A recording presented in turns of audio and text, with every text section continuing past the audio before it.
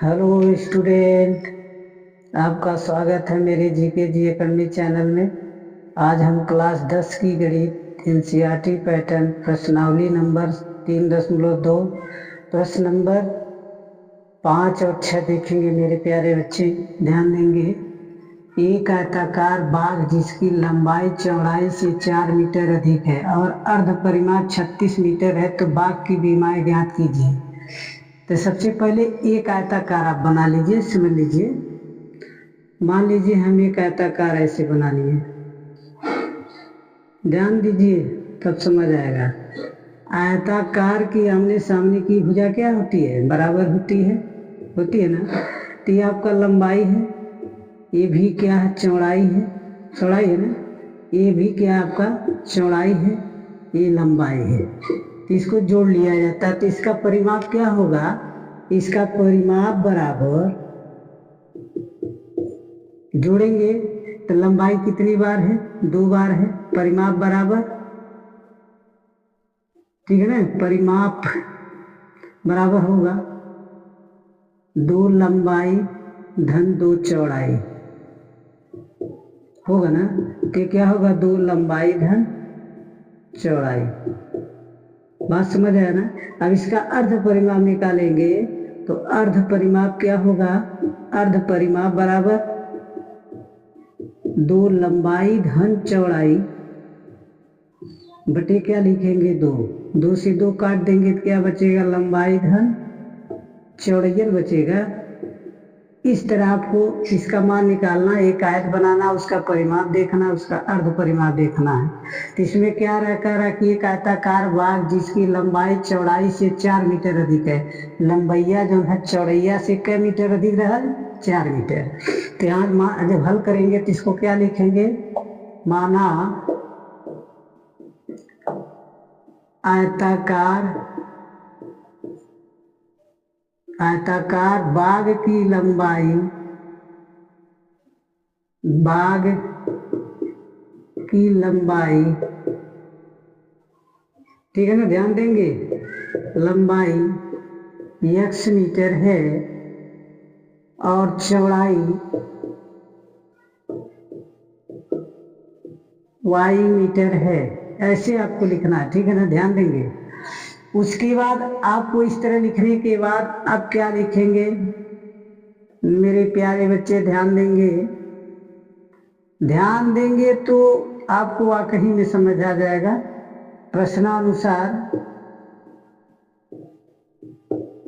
प्रश्नानुसार क्या लिखेंगे मेरे प्यारे बच्चे? ध्यान देंगे, लंबाई बराबर, ठीक है ना। ध्यान से देखेंगे, चौड़ाई प्लस, ठीक है ना, चौड़ाई प्लस क्या है? मतलब कहा था लंबैया से चौड़ैया 4 मीटर का रहल अधिक है। तो लंबैया से चौड़ैया 4 मीटर का रहल भाई अधिक रहल है ना। तो लंबाई का मान का मानल गई रहल, या चौड़ैया का मान का मानल गई रहल? y + 4। पहला समीकरण आपका तैयार हो गया। अब दूसरा कैसे हल करेंगे, उसका क्या निकालेंगे? अर्ध परिमाप निकालेंगे पहले मेरे प्यारे बच्चे।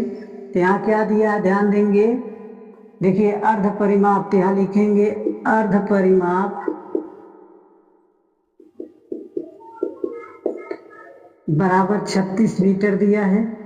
तो अर्ध परिमाप का सूत्र आपको भी बताए ना। ध्यान देंगे, देखिए ध्यान से जब देखेंगे समझ आ जाएगा। तो यहाँ क्या हो जाएगा? अर्ध परिमाप बराबर क्या हो जाएगा? देखिए ध्यान से, लंबाई धन चौड़ाई, ठीक है ना, बराबर क्या है? 36। तो लंबाई x का स्थान पर क्या रखेंगे? चौड़ाई के स्थान पर पहले आप मान रखेंगे। इसका मान क्या माने थे? x। इसका मान क्या माने थे? y। तो ये आपका 36 हुआ। समीकरण 2 बन गया। अब समीकरण 2 में समीकरण 1 का मान यानी समीकरण x का मान रखेंगे। तो समीकरण 2 में समीकरण x का मान रखेंगे। तो यहाँ x के स्थान पर y + 4, y बराबर का आ जाए 36। अब यहाँ 2y बराबर क्या हो जाएगा? देखिए 2y नहीं होगा, ध्यान देंगे, इसके स्थान पर क्या लिखे हैं? x के स्थान पर क्या लिखेंगे, y धन 4 प्लस y होगा ना, तो 2y हो जाएगा। अब यहाँ क्या हो जाएगा, 36 माइनस 4 कर देंगे तो 2y बराबर क्या हो जाएगा, 32 हो जाएगा। अब यहाँ 2y बराबर क्या लिखेंगे, 16। 2 एकम 2, 2 अट्ठे 16, यानी y का मान आपका निकल गया मेरे प्यारे बच्चे, निकल गया ना। तो y का मान जब निकल गया तो आप लिखेंगे y का मान समीकरण नंबर 1 में रखने पर, 1 में रखिए, एक क्या आपका x प्लस x बराबर y धन 4 है, तो x बराबर क्या लिखेंगे, 16 धन 4, तो x बराबर क्या हो जाएगी 20। समझ आया ना। तो लंबाई का मान कितना आया आपका, लंबाई बराबर 20, चौड़ाई कितना आया, चौड़ाई बराबर 16। ये आपका राइट आंसर है मेरे प्यारे बच्चे, समझ आ गया। देखेंगे प्रश्न नंबर, ठीक है ना, छठवां में देखो क्या दिया है।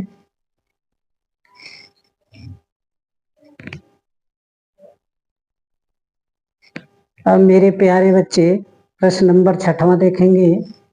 दिया है एक रैखिक समीकरण 2x प्लस 3y माइनस 8 बराबर 0 दी गई है। दो चरों में एक ऐसी और रैखिक समीकरण लिखिए ताकि प्राप्त युग्म का ज्यामितीय निरूपण जैसा कि प्रतिच्छेदित करती रेखा हो जाए, समांतर रेखाएं हो जाएं, संपाती रेखाएं हो जाएं। ठीक है ना। ये आपको फार्मूला याद होना चाहिए। प्रतिच्छेदित करती रेखाएं का सूत्र क्या है, समांतर रेखाएं का सूत्र क्या है, संपाती रेखाएं का सूत्र क्या है, तब लगा लेंगे। एक समीकरण आपका दिया, कौन सा समीकरण दिया, पहला सवाल मैं सॉल्व कर रहा हूं, ध्यान देंगे। 3y माइनस 8 बराबर 0 दिया है। तो मान लीजिए ऐसा समीकरण रखिए, प्रतिच्छेदित करती हुई रेखा क्या होती है, बराबर नहीं होती है। तो मान लीजिए हम यहाँ, मान लीजिए कोई भी समीकरण रख सकते हैं, जरूरी थोड़ी ना कि यही मान लीजिए। मान लीजिए a1 का मान हम 2 है, b1 का मान 3 है, c1 का मान माइनस 8 है ना। तो हम a2 का मान क्या माने, a2 का मान हम 4 मान दे रहे हैं, ठीक है ना। a2 का मान हम 3 मान दे रहे हैं, b2 का मान हम 5 मान दे रहे हैं, c2 का मान हम 8 मान दे रहे हैं। कुछ भी माने, कोई दिक्कत नहीं है, कोई भी संख्या मान सकते हैं, तानी बराबर नहीं होना चाहिए। तो यहाँ सूत्र है e1 बटा e2, ठीक है ना, नॉट इक्वल b1 बटा b2। कोई समीकरण इसके बटाए है, इसके बटाए, इसके बटाए, कोई बराबर है, कोई नहीं बराबर है। तो ये युग्म क्या होगा, प्रतिच्छेदित करती हुई रेखाएं, क्या लिखेंगे, प्रतिच्छेदित करती रेखाएं। समझ आ गया। अब दूसरा क्या है, समांतर रेखाएं।